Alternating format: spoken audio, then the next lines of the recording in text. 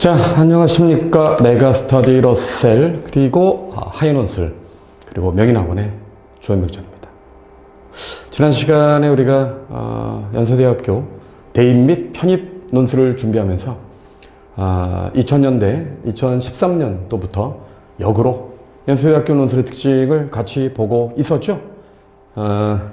지난 시간에 비교했습니다. 비교. 이번 시간에는 연세대학교의 두 번째 문제 해석과 비판, 요걸 같이 나가도록 할 텐데, 대입을 준비하는 학생과 편입을 준비하는 학생들은 특히 대입의 경우에는 올해 연세대학교가 아무것도 묻지도 따지지도 않고 학생들을 선발을 하죠.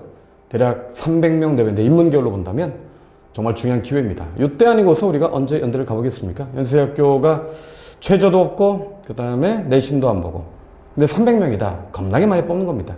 편입은 뭐 매년 많이 뽑아왔자 30명 내외?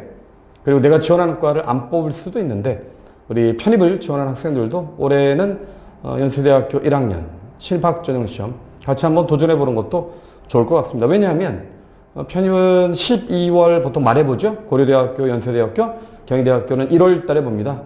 연세대학교 신입학전형은 11월 수능 끝나고 다음 날 요거 보고 깔끔하게 붙으면 뭐 또 편입을 보든지 여러분이 판단해야 될 문제고요.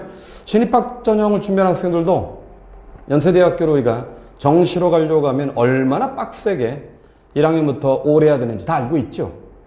아니면 학종으로 가야 되는데 뭐 내가 1학년부터 특정한 과를 기준으로 해서 비교과를 착실하게 준비했다면 연세대학교 갈 수 있겠지만 대부분의 학생들은 그렇게 준비하지 못했겠죠. 그래서 이 강의를 통해서 내가 연세대학교 한번 확실하게 붙어보자 하는 친구들은 어떤 식으로 연세대학교가 원하는 글을 쓸 것인가 같이 한번 보도록 하겠습니다. 저는 한번 이렇게 앞에 거 1강 다음에 우리 젬마 앤 조윤 TV에 올라가는 경우도 있고, 요 영상이 선생님 블로그에 올라가는 경우도 있는데, 물론 카페는 기본적으로 장착이 되어 있습니다. 그래서 요 영상을 여러분들이 딱 보면서 연세대학교는 저런 걸 기반으로, 저런 글쓰기를 바탕으로, 저렇게 독해하는 방법을 바탕으로 내가 들어가면 되겠구나 라는 확신을 갖게끔 할 테니까 잘 따라와 주시고요. 그리고 또 왜 선생님 강의를 따라와 줘야 되느냐, 물론 선생님 경력이 깊습니다. 2003년부터 이투스 인강, 그 다음에 2006년부터 2016년까지 메가스터디 인강, 그리고 2011년부터 2018학년도까지 김영편입 인강, 물론 지금은 젬마 앤 조윤 TV 인강을 지금 하고 있는데, 오랜 경력을 통해서, 경력만 오랜 것이 아니라 압도적 합격자를 배출했고, 자, 요게 이제 합격자를 배출했을 뿐만 아니라 선생님이 논술 강사는 최초죠. 연세대학교, 고려대학교 동시 합격. 물론 편입 논술 1차 전형입니다. 깔끔하게 제가 사회기여를 합격을 했고요. 자기가 무수히 많은 합격자를 배출하고 지가 직접 가서 또 제가 합격할 수 있는 거 아무나 하는 거 아닙니다. 그렇죠? 뭐 이거 보고 있는 강사들도 있을 테니까 논술 강사 중에 여러분이 가서 뭐 동시 합격해 보면 이게 뭘 의미하는지 잘 알 것이고요. 또 저는 학생들에게 그런 얘기를 많이 합니다. 논술 강의라는 게 복잡한 것이 아니다. 강의가 아니지. 논술 시험이 복잡한 것이 아니다. 요 내용을 보면은 알겠지만 난 딱 두 가지만 가르칩니다. 바보가 아닌 이상 알 수 있는 명확한 기준 두 가지. 모든 논술은 하나의 주어가 있고요. 하나의 수어가 있습니다. 글 쓸 때야 당연히. 그리고 수어를 분석하고 주어를 구체하는 과정. 요 두 가지만 이해하면 논술은 끝. 합격은 완성. 뭐 이렇게 된다. 자, 그리고 연세대학교 합격자율이 물론 메가스터디 김영을 기준으로 한 겁니다. 기준이. 그래서 2011년부터 2017년까지 메가스터디 김영 누적 연세대학교 논술 합격자 1위. 그 다음에 여기 보면은 심지어 2015년도 연세대학교 편입 1차 연세대학교 경영학과에서 9명을 뽑았는데 선생님이 5명을 붙였죠. 이런 실전 중심의 논술, 여러분들이 꾸준히 오래 선생님이 학생들을 가르치고 또 합격자를 만들었기 때문에 요 강의만으로도 여러분들은 연세대학교에서 요구하는 좋은 답안을 쓰는 방법론을 명확하게 이해할 수 있을 것이다. 이렇게 보면 되겠죠. 지난 시간에 우리가 어디까지 했었냐면, 지난 시간에 연세대학교 1번 2013년도 자연미를 같이 봤어. 그래서 비교를 할 때, 자, 제이심은 가의 자연미는 무엇이다. 나에서 자연미는 무엇이다. 다에서 자연미는 무엇이다. 자연미가 주어니까 주어와 수어를 명확하게 찾고 차이를 분석하는 것이 연세대학교 비교의 특징이다. 이렇게 얘기했죠. 자, 논제를 같이 보면은 여기 논제인데 분필을 안 갖다 놨네. 뭐 일단 하겠습니다. 흰 거 하나를 가지고 뭐 하지 뭐. 자, 연세대학교의 문제는 제이심은 가하고 제이심은 나하고 제이심은 나의 공통된 주제어를 찾아라. 주제어를 찾으라고는 여간에서 말하지 않는데 주제어를 찾게 함으로써 난이도를 조금 높여보겠다. 이런 생각을 갖고 있는 거죠. 그래서 주제어는 이때의 주제어는 뭐였냐면 자연미야. 혹은 미. 아름다움이죠. 이를 바탕으로 가나다를 비교하죠. 이때 이거를 바탕으로라고 하는 건 그냥 대충 자연미에 대해서 써라가 아니라 자연미를 주어로 하라는 거야. 왜냐하면 논술 문제에서의 주제어는 독해하는 방향이야. 텍스트를 읽을 때 내가 자연미가 가에서 자연미는 뭐지? 나에서 자연미는 뭐지? 다에서 자연미는 뭐지? 이렇게 찾는 게 가장 중요합니다. 선생님의 카페에 가보면은 논술의 4가지 유형과 채점 기준을 명확하게 얘기해주고 있는데요. 논술의 4 유형에서 가장 중요한 건 주제 찾기입니다. 주제와 관점 찾기. 주제와 관점을 찾으면 모든 논술의 기초는 끝난다. 그걸 가지고 우리가 추가적으로 추론을 하는 건데, 자, 자연미가 방금 전에 주어라고 얘기를 했고요. 그 다음에 이를 바탕으로 가와 나와 다를 비교하시오. 보통 3자 비교라고 하지. 앞에 강의를 안 들은 친구들은 3자 비교 말고도 연세대학교는 보통 제시문 가나다를 비교하라는 것도 있고 가와 나를 비교하라는 것도 있어. 그리고 4개의 제시문을 비교하는 게 작년에도 나왔었고 2014년도에서도 개인과 사회의 문제, 개인의 영향력이 큰 것에서 작은 것까지 순서대로 나열하고 이를 비교하시오. 이렇게 나온 적도 있으니까 뭐 딱 3자 비교다라고 말할 수는 없지만 3자 비교가 가장 많이 나오니까 그렇게 알아두시면 될 것 같고요. 그래서 비교는 관점의 차이를 설명한다. 이렇게 보시면 되고 오늘 문제는 이겁니다. 제시문 라의 의미를 다양한 관점에서 보통 이런 문제 나오면 즉 이건 해석 추론인데 논술 문제는 주제, 요약, 비교, 해석, 비판. 그런데 주제와 요약은 주제어와 관점 찾는 거니까 이미 주어진 전제이기 때문에 이건 문제라고 말할 수 없고 그럼 비교, 해석, 비판 딱 3가지만 하면 되는데 비교는 이 앞부분에 차이에 대한 분석이다 이렇게 얘기했었고 그 다음에 여기에 라의 의미를 다양한 관점으로 해석하고 보통 연세대학교의 해석 문제는 어떻게 나오냐면 이쪽에 보이는군요. 자, 연세대학교 해석 문제는 보통 이렇게 나와. X제시문을 바탕으로 그 다음에 Y제시문을 해석하시오. 설명하시오. 분석하시오. 보통 이런 식으로 나와. 이 X제시문이 뭐냐면 보통 이론형 제시문입니다. 얘가 이론형 제시문이야. 즉 X제시문에서 우리가 개념을 뽑아내서 이 뽑아낸 개념을 가지고 Y제시문은 보통 문학 작품이나 아니면은 자료가 많이 나오죠. 도표. 작품과 자료. 이 문제는 편입에서는 사회계열 문제에서 많이 나오지. 편입의 인문계열 문제는 비교로 끝나는 경우도 있었고. 그러니까 이 문제는 그러면 편입의 인문계열 문제는 비교만 하면 되는구나 라고 생각하면 안 되죠. 왜냐하면 당연하게 해석도 나오고 그리고 비판도 나왔기 때문에 여러 가지 논제, 여러 가지라고 해봤자 비교해서 비판이니까 이 각각이 요구하는 게 무엇인가를 정확하게 알아두는 것이 중요하겠죠. 자, X제시문을 바탕으로 Y제시문을 분석하시오. 이렇게 돼 있는데 실제 글을 쓸 때는 이런 논제가 글로 바뀔 때에는 어떻게 바뀌느냐. 즉 글의 포맷을 명확하게 알아야 되잖아. 내가 마음대로 쓰는 건 아니고 항상 이 문제가 나오면 우리 쓸 때 이렇게 써야 됩니다. 제시문 라에서 나타난 이러이러한 현상은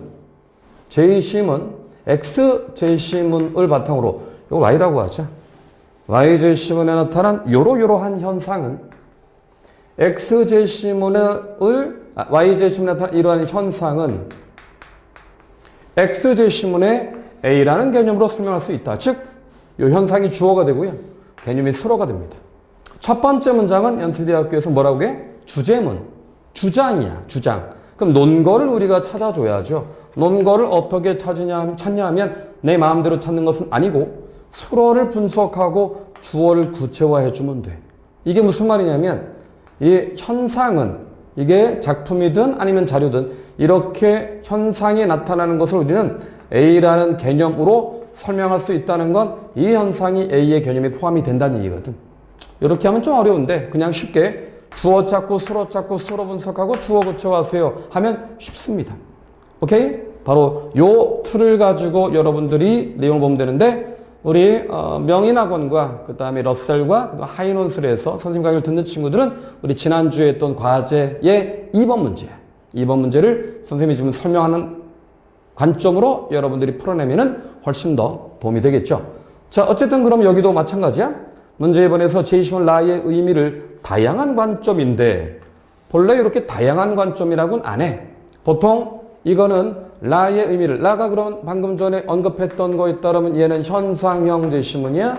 그치? 그러면 다양한 관점은 정확하게 X 제시문의 관점에서인데 여기는 다양한 관점이라고 말한 이유는 제시문 나와 제시문 다를 가지고 설명해줘도 되고 아니면 다른 관점. 이때에 합격자들의 글을 보면 이 다양한 관점이 뭐냐면 경제적 관점이라든가 미학적 관점이라든가 아니면 미의 상대성의 관점 이렇게 나온 것이 합격자들의 글이었거든. 이러한 관점을 가지고 제이심은 라에 나와 있는 그림을 보면은 얘가 누구냐면 얘입니다. 바로 요 원석, 다이아몬드 원석 그리고 물방울 다이아몬드를 설명해 달라. 아, 여기는 그러니까 문학작품도 아니고 자료가 아니네. 얘는 현상이죠. 원석이 그러면 이 원석이라는 게 미의 관점에서 이것이 어떻게 설명이 될 수 있겠는가? 이거 앞부분을 봤다면 아, 원석은 제이시문 나의 자연미의 관점으로 설명될 수 없고 혹은 이 물방울 다이아몬드도 제이시문 나나 제이시문 다의 자연미로 설명될 얘는 있구나. 그럼 얘는 둘 다 없고 얘는 둘 다 있어. 그럼 얘는 왜 이것이 제이시문 나의 자연미의 개념으로 설명할 수 없을까? 그리고 얘는 왜 제이시문 나의 자연미의 개념으로 설명할 수 있을까? 이게 앞부분입니다. 방금 전에 봤던 논제의 앞부분 요놈 해석하고 여기까지야. 이게 글자 수로 보면 600자 정도 되겠지. 그리고 그것을 바탕으로 가의 논지를 평가하시오. 그것을 바탕으로 가의 논지를 평가하라. 그러면 제2신문가의 주장인데 이 논지는 주장이야. 주장이라는 건 뭐냐면 논술에서의 주장은 자연미가 무엇이다라는 규정이 주장이거든. 요렇게. 방금 전에 얘기를 한 걸 좀 정리해 보면은 이 문제를 우리가 글의 원거지의 구성으로 한번 바꿔봐. 바꿔보면 요렇게 됩니다. 천자니까 이렇게 해서 자 라의 의미 라는 물방울 다이아몬드와 다이아몬드 원석이었어. 그러면 제이심은 라에서 다이아몬드 원석 요거 글자 수가 요거 600자였죠. 그 다이아몬드 원석을 그리고 또 한쪽에서는 물방울 다이아몬드를 제이심은 라의 물방울 다이아몬드를 다양한 관점인데 이때 합격자들의 글을 보면 제이심은 나의 관점으로 그 다음에 제이심은 다의 관점으로 설명할 수 없고 설명할 수 없고 물방울 다이아몬드는 제이심은 나의 관점으로도 제이심은 다의 관점으로도 설명할 수 있어. 이렇게 돼 있거든. 그럼 글자 수가 600자니까 300자 얘를 가지고 설명하는 거 150자 얘를 가지고 설명하는 거 150자 150자면 4문장밖에 안 되거든. 머릿속에서 그러면 요 다이아몬드 원석은 제이심은 나에서 자연미가 자연과의 조화라는 관점으로 설명할 수 없다. 자연과의 조화가 아니라는 거지. 이 다이아몬드 원석은. 그걸 설명이 좀 되는 거죠.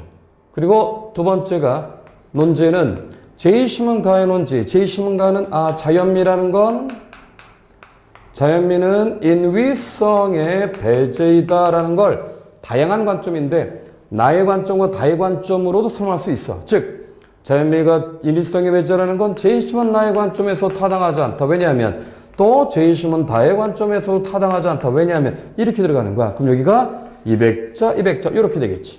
항상 우리 글을 쓸 때는 먼저 글의 틀을 잡아주고 그 다음에 주제문을 설정하고 추론한다. 세 가지만 보면 되는 거죠.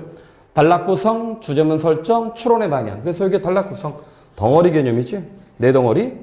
네 덩어리 안에서 두 가지로 여기 나눠지죠. 다이아몬드 원석은 제이심은 나의 자연과의 조화로 설명할 수 없고 제이심은 나의 인위성 그 자체로 설명할 수 없고 물방울 다이아몬드는 제이심은 나의 자연과의 조화로 설명할 수 있고 왜냐하면 제이심은 나의 인위성 그 자체로 설명할 수 있고 왜냐하면 이렇게 되는 거야.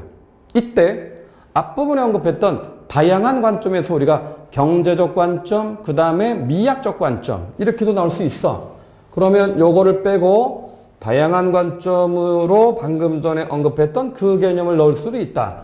그러면 이것은 첫째, 경제적 관점으로도 설명할 수 없고 두 번째, 미학적 관점으로도 설명할 수 없고 물방울 다이아몬드는 첫째, 경제적 관점으로 보면 좋아. 두 번째, 미학적 관점으로도 좋아. 이렇게 설명할 수 있지. 그리고 제2신문가에서 자연의 인위성의 배제라는 건 경제적 관점으로 볼 때 타당하지 않아. 왜냐하면 미학적 관점으로 볼 때도 타당하지 않아. 왜냐하면 이렇게 되는 거야. 오케이? 이게 이제 구성입니다. 이 구성을 가지고 이 글을 우리가 분석을 하는데 내용을 좀 더 보면은 자, 방금 전에 언급했던 내용을 가지고 좀 더 구체적으로 보면은 하나씩. 먼저 라의 의미를 다양한 관점이라고 했으니까 제이심은 라에서 직접 쓰는 거야. 원고지에 쓰듯이 제이심은 라에서 다이아몬드 원석은 제이심은 나의 자연과의 조화의 관점에서 설명할 수는 없다. 이렇게 되면 얘가 주어고 얘가 수어지. 그러면 다이아몬드 원석을 자연과의 조화의 관점에 얘는 설명할 수 없다라는 건 자연과의 조화라는 개념을 써줘야지. 자연과의 조화라는 건 자연의 형상이라고 하는 것이 그리고 자연의 형상이라는 것이 특정한 재료에 개입되어야 되는 인위성이 이 안에 들어가 있어야 되는데 다이아몬드 원석은 자연 그대로이고 그 다음에 개입이 안 됐다는 얘기는 이 안에 인간의 의도 그 다음에 형태의 변형이 이루어지지 않았고 이러한 형태의 변형 자체가 구체적으로 특정한 모습, 즉 자연의 모습을 추상화시켰어야 되는데 이 다이아몬드 원석에는 이런 내용이 없다. 방금 전에 언급한 거를 대략 125자 정도 맞나? 150자 정도로 요거를 이제 여기까지는 브레인스토밍이고 이걸 문장으로 바꿔줘야지. 그러면 똑같습니다. 자, 제이심은 다의 관점에서 다이아몬드 원석은 인위성이라고 하는 미의 관점에서 타당하지 않아. 그럼 인위성이 뭔지를 우리는 규정해 줘야 되거든. 인위성이란 특정한 미에 인간의 의도가 개입되고 오랜 숙련과 그 다음에 노력 끝에 특정한 사회가 갖는 미적 기준이라는 것이 그러한 대상 안에 철저히 개입되어야 되는데 그것이 다이아몬드 원석에는 이런 미적 요소를 발견할 수 없기 때문에 설명될 수 없다. 이렇게 하면 되는 거지. 구성은 똑같아요. 현상, 그 다음에 개념 규정, 분석. 다이아몬드 원석 현상, 개념 규정, 분석. 글 쓸 때는 현상이 주어. 그러므로 다이아몬드 원석은 제이심은 나의 자연과의 조화로 설명할 수 없다. 왜냐하면 이렇게 되는 거야. 쉽죠? 이 구성에 따라서 글을 쓰면 된다. 그리고 그게 이제 방금 전에 포맷에 썼던 첫 번째 덩어리 250자, 300자. 그리고 두 번째 덩어리도 마찬가지지. 제이심은 라에 나타난 물방울 다이아몬드. 물방울 다이아몬드는 제이심은 나의 자연과의 조화로 설명할 수 있다. 이렇게 되면 딴 거 쓰는 게 아니라 얘야. 자연과의 조화. 얘를 먼저 분석해 줘야지. 그래 안 그래? 자연의 형상이라고 하는 것이 특정한 인위적인 재료에 개입됐다라는 거야. 이 조화는 그러므로 자연의 형상을 모방했다는 거지. 근데 물방울 다이아몬드라는 건 물방울이라고 하는 형태를 어디에? 다이아몬드 원석에 개입을 시키고 제이시문 나에 보면 그 안에 사람들의 계획과 그리고 의도를 가지고 다이아몬드 원석을 세공하는 과정에서 이러한 미가 드러났다면은 제이시문 나의 관점으로 설명할 수 있다. 이렇게 되겠지. 맞습니까? 맞겠지요. 그리고 자, 제이시문 나의 또 물방울 다이아몬드는 제이시문 다의 인위성, 미적 인위성의 관점으로도 설명할 수 있겠지. 왜냐하면 이 미적 인위성이라는 건 오랜 숙련의 과정을 통해서 그러한 인위성이라고 하는 것이 사람들에게 가시화되는 것이 아니라 이것이 자연스러움을 담보하고 있다면 이것은 물방울 다이아몬드가 제이시문 다이의 인위성의 아름다움으로 평가될 수 있다. 이렇게 되는 거예요. 맞죠? 자, 그러면 두 번째, 바로 어디를 봐야 되냐면 방금까지 한 것은 여기까지야. 라의 의미를 다양한 관점에서 해석하고 그것을 바탕으로 제이시문 가의 논지를 평가하시오. 그러면 자, 나머지 이제 500자. 방금은 500자를 끝냈고 500에서 600자를 끝냈고 이제 두 번째, 그러므로 제이시문가에서 자연미라고 하는 것이 인위성의 배제라고 하는 것은 자연미가 인위성의 배제라는 것은 제이시문 나의 자연과의 조화의 관점에서 타당하지 않다. 혹은 제이시문 다의 인위성 그 자체에서 타당하지 않다. 이렇게 되는 거야. 그럼 타당하지 않은 논걸 여기에다가 쓰면 되겠지. 논걸 어떻게 쓸까? 그러면 자연미는 자연과의 조화의 관점에서 타당하지 않다. 자, 미라고 하는 것은 자연의 형상을 추상화해서 특정한 대상에 개입시킴으로써 자연을 훨씬 더 자연을 도드라지게 만들므로써 그 미를 극대화하는 과정이라고 볼 수 있는데 자, 제이시문가의 자연미는 곧 뭐의 자연미였어? 매화였지. 매화의 어떠한 자연적인 형상, 사람들이 생각하는 보편적인 미를 개입하지 않는다는 건 제이시문 나가 말하는 자연과의 조화의 관점에서 타당하지 않다. 이렇게 되겠지. 오케이? 자, 그리고 또 하나. 제이시문 가에 나타난 똑같은 자연미라고 하는 것이 인위성이 배제되어야 된다는 건 다의 관점에서 타당하지 않아. 다에서 무슨 관점? 미에 대한 관점. 미는 오랜 노력, 인간의 의지가 그 안에 개입되어야 되는데 매화는 노력도 없고 인간의 의지도 없고 자연 그 자체이기 때문에 이것은 인간이 특정한 미를 만들어가는 과정이 그 안에 개입되어 있지 않기 때문에 미라고 볼 수가 없다. 이렇게 되는 거야. 맞죠? 자, 그럼 추가적으로 이거를 아까 경제적 관점이나 미의 상대성의 관점으로 해석한다면 이렇게도 풀 수도 있겠지. 제이시문가의 자연미는 인위성의 배제이다는 첫째, 경제적 관점으로 볼 때 타당하지 않다. 이렇게. 그러면 경제적 관점을 설명해야 돼. 모든 미는 경제적 희소성이라는 것이 극대화됐을 때 이것이 사회적 미라고 규정할 수 있어. 그러면 사회적 미라는 거는 당연하게 경제적 가치가 그 안에 개입되고 이 가치는 사람들이 생각하는 보편적 미의 기준에 기반을 했어야 되는데 여기 있는 매화는 분명히 사회가 요구하는 특정한 형태를 갖출 수 있음에도 불구하고 이것에 인위적인 개입이 없었다는 건 경제적 가치가 그 안에서 배제됐다라고 보는 거지. 그러므로 타당하지 않은 거야. 맞지? 맞죠? 그 다음에 제이시문가에서 자연미는 인위성의 배제를 역시 만약에 자, 상대성의 관점으로도 분석할 수 있어. 미라고 하는 것은 특정한 시간과 공간에 의해서 규정이 된다. 그렇다면은 미라는 것은 시대적 요구를 기반으로 해야 되는데 현대 사회에서 미라고 하는 것은 상품미를 전제로 했을 때 제이시문가에 나와 있는 매화가 인위성이 배제된다는 건 자, 이전 시대는 그런 미가 타당할 수 있었지만은 시대가 바뀌면 미에 대한 관점이 바뀌어야 된다. 그러므로 자연미가 인위성이 배제된다는 건 현대적 관점에서 볼 때 타당하지 않다. 이렇게 쓰면 되겠죠. 맞습니까? 그래서 우리가 이런 문제를 보면은 맨 처음 봐야 되는 건 뭐야?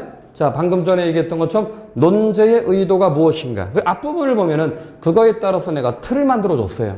틀, 단락 구성, 주제문 설정, 추론의 방향. 이 세 가지를 잡고 글을 쓰면은 어떠한 문제도 우리가 명확하게 풀 수가 있는데 이때 주의할 점이 뭐냐?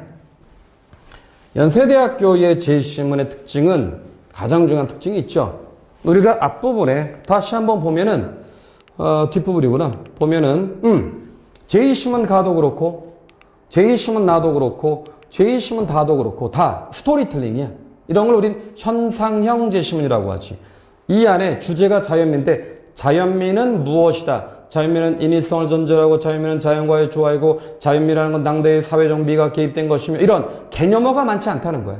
이게 굉장히 중요한데 연세대학교 문제는 대부분 현상형 제1신문이 많아. 현상형 제1신문이 많은데 이거를 그대로 갖고 와서 정리하기에는 단지 요약밖에 되지 않죠. 이런 현상형 제1신문은 주제어를 기반으로 해서 요 현상들을 개념화해야 된다. 요게 연세대학교 논술에서 매우 중요합니다. 그리고 개념화한 거에서 끝난 것이 아니라 이 개념의 의미를 분석해 줘야 돼. 이 의미를 분석하는 것이 바로 추론의 과정입니다. 선생님 수업에서 가장 강조하는 건 바로 이거야. 우리가 연세대학교의 채점 기준은 4가지밖에 없어요. 첫째 이해 분석력, 그 다음 표현력, 논증력, 창의력인데 창의력이 40%야. 그 창의력이 뭐냐면 주어진 개념을 너희들은 다각화할 수 있겠는가? 너희들은 그것을 심층화할 수 있겠느냐인데 이 전제가 개념에 다각화죠. 그러므로 먼저 우리는 이런 현상형 제1신문을 개념화하는 것이 중요한 거야. 그래서 이런 개념화에 대해서 반복적 훈련을 하고 여태까지 나왔던 연세대학교의 기출문제를 푼다면 쓸데없이 논리 수업을 하거나 여러 가지 논술에 대한 그런 쓸데없는 내용들 말고 가장 실전적인 글, 실전적인 글이라는 거는 대학에서 요구하는 글이죠. 그걸 내가 어떻게 알아? 당연히 대학에서 하는 채점 기준, 무수히만 합격자, 직접 가서 봐서 내가 합격했기 때문에 선생님이 가르치는 게 가장 실전적이다. 물론 앞부분의 것들은 우리가 기본적인 내용들 좀 강의하고 있는데 시간이 지나가서 여러분들이 이 강좌를 꾸준히 듣다 보면 연세대학교의 다양한 논제의 의도를 저렇게 내가 이해하고 그거에 따라서 제2신문을 분석하고 분석한 제2신문의 핵심적 쟁점을 뽑고 뽑은 쟁점의 의미를 분석하는 과정이 비교라면 차이, 해석이라면 의미, 비판이라면 옹호와 반박의 논리겠지. 이런 거를 찾아내는 연습을 해야지만 여러분들이 대학에서 요구하는 좋은 답안을 쓸 수 있다. 이렇게 되는 거죠. 아시겠죠? 자, 이 강좌는 앞으로도 계속 여러분하고 우리 인강을 통해서 만날 텐데요. 연세대학교 앞번에 언급했던 것처럼 편입도 그렇고 대입도 그렇고 충분히 도전할 만합니다.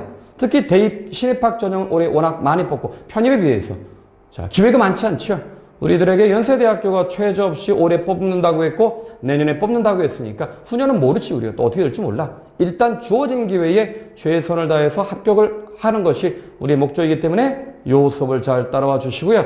우리 명인학원, 그 다음에 러셀 대치 강남, 그 다음에 하인원술 목동 부천 학생들은 요 수업을 통해서 여러분들이 선생님이 수업에서 하려고 했던 얘기가 저런 것이었구나. 다시 한번 리마인드하는 그런 과정이 됐으면 좋겠습니다. 자, 지금까지 조임병천이었고요. 끝까지 이 강좌를 통해서 여러분들 합격에 이르기까지 최선을 다할 테니까 여러분도 최선의 노력을 다해 주시기 바라겠습니다. 감사합니다.